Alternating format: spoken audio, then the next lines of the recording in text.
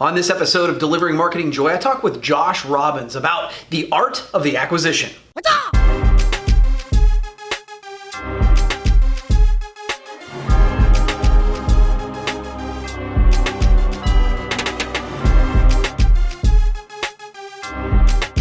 Hey there, and welcome to a brand new episode of Delivering Marketing Joy. I am your host, Kirby Hasseman, and joining me today is a good friend of mine. He's a repeat guest. He's the co-owner and badge nerd from Vault Promotions. Josh Robbins, thanks for joining me, man.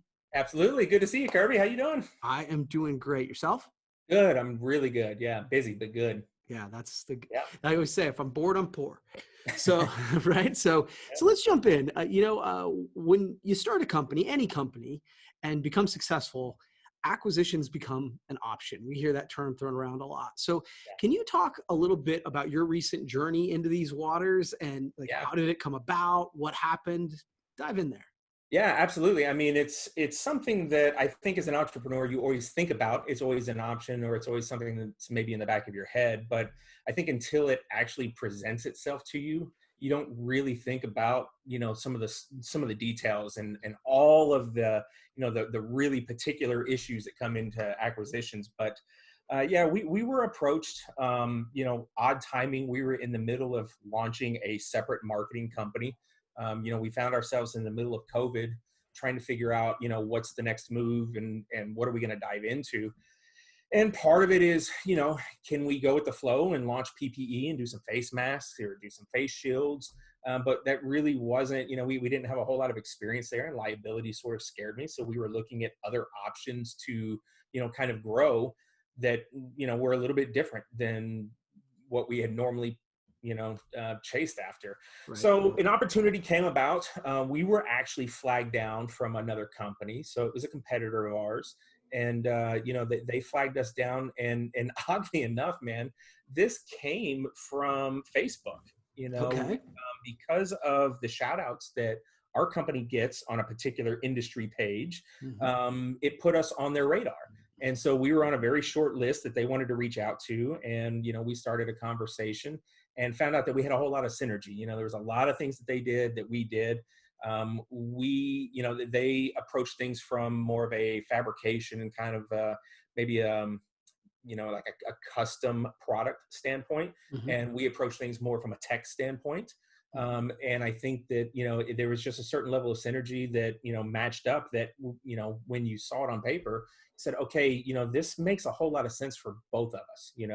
We can take your strengths, we can take our strengths, we can get rid of our weaknesses and see if we can't merge this to be something, that would be of value to the industry and help us both out at the same time. So it came out of nowhere, but it just made so much sense that you have to pursue it, Yeah. And so just to be clear, if somebody's listening to this, you acquired the other company, not the other way around. Yes? That's correct. Yes. Okay. Yeah. And it's, it's weird the way that things work sometimes, because we were approached to be acquired. Somebody was wanting to purchase us, about a year and a half ago. And it was really that kick in the pants that said, man, we have to get our numbers in line and our financials, because when you start a company, dude, you're just going. It's go time, and all you're trying to do is get checks in the door, and you're trying to sell. And, we were so successful that we were having people approach us. And so, in talking to my partner, it's like, okay, we really need to get a game plan in order and really understand where are we at financially and where are we going to be financially in 5 years. And not that we want to sell, but should that come up, we need to be in a position where we could do that. So, we spent the last year and a half really tightening our belts, and, really socking away money, making sure our financials were in good order, making sure our marketing was in good order, and really streamlining processes. And it just so happened that, a year and a half into us doing that, an opportunity arose for us to actually acquire somebody else. Yeah. And I think had we not gone through that experience and really tightened up, I don't think we would have been in a position to even entertain this. Yeah, that's super interesting. So what did you learn from the process? What wisdom can you share for any of us listening in? Yeah. I don't know about wisdom that I can share.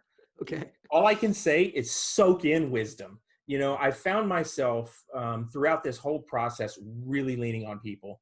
all of the networks and all of the the friendships that you make in this industry or even outside the industry. But I've really tried to do a good job of putting myself around a lot of mentors and people who are much smarter than I am. And I found myself relying on them a whole hell of a lot, over the past few months, Yeah. because I wanted to draw on their wisdom. So I guess my wisdom would be draw on wisdom, Yeah. tap it however you can. I guess I would also say, in going through this is a lot enough time, and a lot enough, give yourself enough grace, because most of the time you don't know what you don't know, if you Yeah. haven't been through this before. And, this whole experience, I wasn't quite sure if it was going to work out or not, but I knew one thing. I knew that no matter what, I wanted to pursue it because I wanted the experience.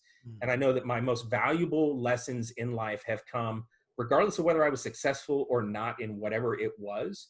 Is just going through the motions and going through the processes, because then you know what to ask and you know what to expect. So I was kind of going in with the mindset of, even if this doesn't work, you know what, I'm going to learn something. It's going to be a win. Yeah. And so I would just say, give yourself enough grace to to understand that you don't know what you don't know, and hopefully you have people in your orbit that do know, Yeah. that you can reach out to, Yeah, you and don't rely know. on your accountant, CPAs. That's great. You don't know what you don't know, and that's okay. It is okay. That's Yeah. okay. Yeah. As long as you understand that you don't know. I Right. think that's where people kind of trip themselves up is, if you think that you've got this all figured out, or that, you have this weird stigma where somebody can't tell you that you're wrong, you're setting yourself up to fail. You really need to branch out and trust other people sometimes, and make sure you have the right people to trust too. Yeah, no, that's really, really good.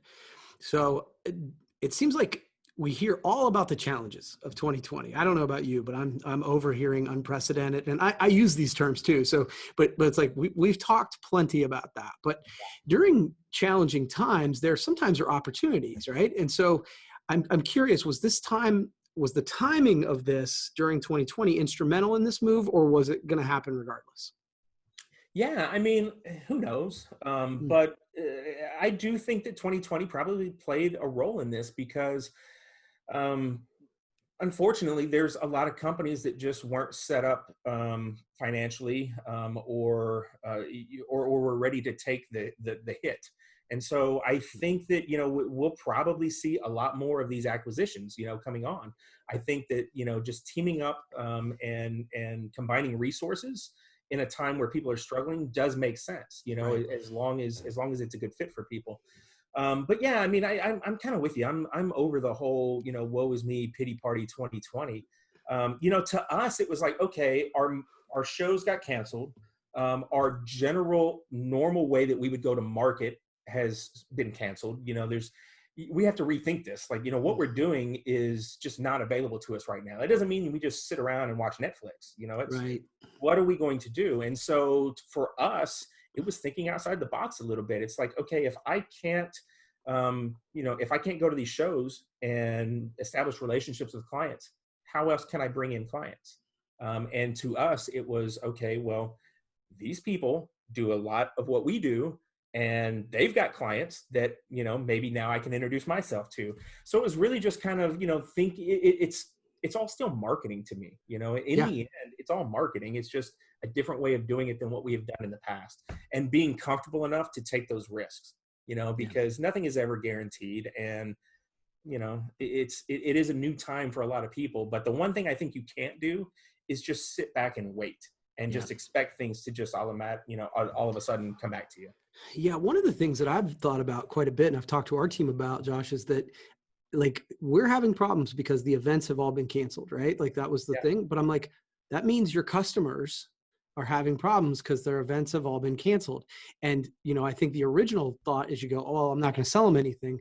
And what I kind of push back to say is we need to help them solve that problem because they still need to reach their customers. Absolutely. It's Yeah. just marketing, right? Yeah, for sure. Well, and it's really weird, it's we understand that things are shut down, but there's still money out there, and it's a really weird, it's just, I think you just can't forecast it, and so when you're trying to plan it, I mean, it just seems that things are just different, and we have to get used to that.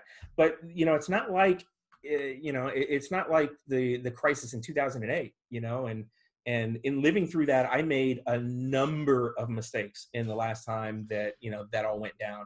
And I promised myself that if, the economy ever got into a place, or the country ever got into a place where it was like that again, I was going to be in a situation where I could make the best of it and not be a victim. And I think that mindset really helps out. Yeah, no, that makes sense. Well, cool, man. You've answered my 3 questions. I didn't remind you, but I give everybody a chance to ask me a question. Do you have one for me? Yeah, being a repeat guest, I should have remembered that I have to ask you a question. I did not have one prepared.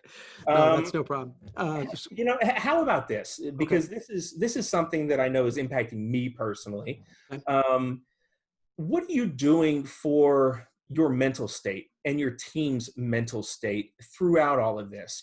So as a business owner, you get to see the bottom line, and you get to see, the numbers, and you understand the health or unhealthiness of your company. Mm-hmm. But, for employees, it's really a tough time because there's so much in question, and how are you keeping your mental state great, and also reassuring and keeping your employees, in a good state of mind? I love this question, actually. So I should put you on the spot more often. No, I really do. So a couple things. Just personally, I think that's something I focus on a lot. I'm big on routines. And I think for me, one of the things that I preach, but I don't practice as much, is meditation and kind of mindfulness. That is something I've found over the last 6 months, that when I am totally kind of anxious, exercise and some sort of just getting back to basics on breathing and meditation has been really helpful. The other Yeah. thing is about being intentional about what I put in my brain. What I find is, especially during election times and all this stuff, it's really easy to get whacked out, and just trying to separate myself intentionally from those are the things I've been doing for myself. For Yeah. the team, it's funny. I feel like the thing I'm doing is sharing the good news over and over and over again. Mhm. Just like we talked about before we started going, when March, April, and May, it got really bad. But as I pointed out to the team, it didn't go to zero. People were still buying something. There was still business out there. And since then, there have been some wins to celebrate. And it's been cool because I've been trying to get in front of people who are telling me similar stories. And I think, again, consumer confidence is a big part of the economy. We have to tell Yeah. the positive stories, not just the negative ones. And so that's something Right. I've really focused on with my team. Yeah. No, that's good. Yeah. No, that's great. Cool, man. Well, hey, you did it. Thank you so much. I appreciate you being on the show. Congrats on the new acquisition, and we'll do this again sometime, okay? Absolutely. Sounds good. Thanks, man. All right. That's going to wrap up this edition of Delivering Marketing Joy. We'll see you next time.